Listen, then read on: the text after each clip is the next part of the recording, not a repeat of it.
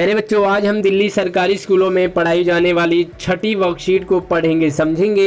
ये वर्कशीट आपकी क्लास 8 की और हिंदी की है। हिंदी बसंत में हमारा पाठ चलेगा। आज नया पाठ बस की यात्रा।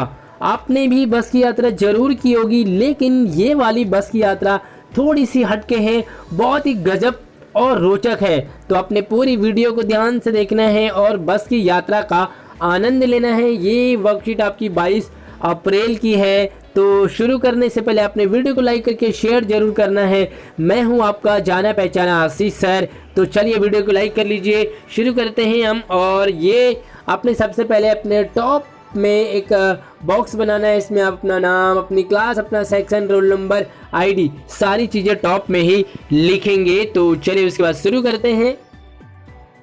बस कंपनी के एक हिस्सेदार भी उसी बस से जा रहे थे। हमने उनसे पूछा, यह बस चलती भी है? वह बोले, चलती क्यों नहीं है जी, अभी चलेगी। हमने कहा, वही तो हम देखना चाहते हैं, अपने आप चलती है या? हाँ जी, और कैसे चलेगी? तो बस कंपनी के हिस्सेदार का मतलब मालिक, तो उस बस में बस का मालिक भी सफ़र कर रहा था। तो हमने यानी कि लेखक ने और उनके साथियों ने पूछा बस के मालिक से कि यह बस चलती भी है, क्योंकि बस की हालत कुछ ऐसी थी, इस तरह थी। बस बहुत ही पुरानी थी, खटारा थी और उसका एक एक अंग ढीला हुआ था। तो लेखक ने पूछ लिया कि यह बस चलती भी है? तो हिस्सेदार ने भी कह दिया, चलती क्यों नहीं जी, यह बस अभी चलेगी। हमने कहा, वही तो हम देखना चाहते हैं कि आखिर ऐसी बस कैसे चलेगी। तो उन्होंने कहा, यह अपने आप चलेगी। तो लेखक और उसके साथी हैरान हो गए कि ऐसी बस आखिर अपने आप कैसे चलने वाली है, कैसे चल सकती है, जो कि बस बहुत ख़राब है। गजब हो गया, ऐसी बस अपने आप चलती है, यानी कि बहुत ही गजब उसको बताया हालदार हिस्सेदार ने, उससे बस के मालिक ने। हम आगा पीछा करने लगे। डॉक्टर मित्र ने कहा, डरो मत, चलो, यह बस अनुभवी है। तो हमारे साथ में एक डॉक्टर मित्र थे, उन्होंने कहा, डरो मत, यह बस एक्सपीरियंस वाली है, पुरानी है और पुराने जो चीज़ें होती है वो अच्छी होती है, एक्सपीरियंस वाली होती है। नई नवेली बसों से ज़्यादा विश्वसनीय है। नई नवेली जो बसें हैं उनका इंजन ख़राब जल्दी हो जाता है, लेकिन जो पुरानी चीज़ें होती हैं वो ओल्ड इज़ गोल्ड, आपने सुना होगा। तो वो बहुत ही अच्छी होती हैं, अच्छी तरीके से चलती हैं। तो इसीलिए जो हमारे बस में बैठे डॉक्टर साहब थे, उन्होंने कहा कि यह बस अच्छी है, विश्वसनीय है और अनुभवी है ना। यह हमें अपने बेटों की तरह प्यार से गोद में लेकर चलेगी। तो यहाँ पर एक व्यंग्य है, प्यार से गोद में लेके चलना। जैसे एक माँ अपने बच्चों को गोदी में लेके चलती है, वैसे ही यह बस भी पुरानी है, दादी की तरह, नानी की तरह हमें अपनी गोदी में खिलाएगी। हम बस में बैठ गए। जो हमें छोड़ने आए थे वे इस तरह देख रहे थे जैसे हमें अंतिम विदा दे रहे हों, क्योंकि बस की हालत कुछ ऐसी थी, बहुत ही ख़राब बस थी। तो जो हमें विदा करने आए थे, हमें छोड़ने आए थे, वो भी ऐसे देख रहे थे कि बस अब वो हमें आज के बाद नहीं मिलेंगे, हमें अंतिम यात्रा, अंतिम विदाई दे रहे हो। उनकी आंखें कह रही थी, आना जाना तो लगा ही रहता है, आया है सो जाएगा, राजा रंक फ़कीर। जो हमें छोड़ने आए थे वो भी कहने लगे कि सब ने जाना है, आप भी जाओगे। और ऐसे लग रहा था मानो लेखक और उसके साथी डर गए कि ये हमें इस तरह से क्यों देख रहे हैं, जैसे कि अंतिम यात्रा हो, हमारी अंतिम सफ़र हो और हम अंतिम पड़ाव पर हों। आदमी को कूच करने के लिए एक निमित्त चाहिए, निमित्त यानी कि कारण। तो आदमी को मरने के लिए भी कोई कारण चाहिए। तो आप भी इसी बस से मरोगे, क्योंकि बस की हालत कुछ ऐसी थी, इस बस में जिसने भी सफ़र किया वो जिंदा घर नहीं बचा। बस कुछ इसी तरीके से, बहुत ही मज़ेदार। तो चलिए, ये है आज की आपकी वर्कशीट बस की यात्रा। और इस बस की यात्रा में और भी मज़ेदार रोचक पल आने वाले हैं, आपको अगली जो वर्कशीट है इसमें मिलेंगी। तो चलिए, तब तक हम इसके जो 4-5 यहाँ पर सवाल हैं उन प्रश्नों को देखते हैं और उन्हें सॉल्व करने की कोशिश करेंगे। तो चलिए शुरू करते हैं। चलिए, तो पहला सवाल है, यह बस चलती भी है, लेखक व उसके साथियों ने ऐसा क्यों पूछा?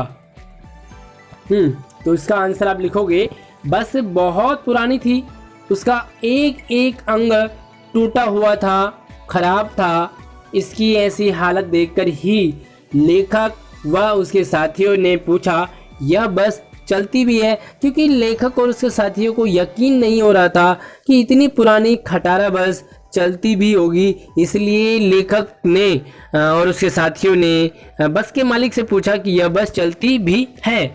तो अगला सवाल है, आपके अनुसार डॉक्टर मित्र ने इस बस को नई नवेली बसों से अधिक विश्वसनीय क्यों कहा? डॉक्टर मित्र ने कहा कि आप डरो मत, ये बस बहुत ही अच्छी बस है और बहुत ही अच्छी विश्वसनीय है, यानी कि इस पर विश्वास किया जा सकता है। क्यों कहा ऐसे?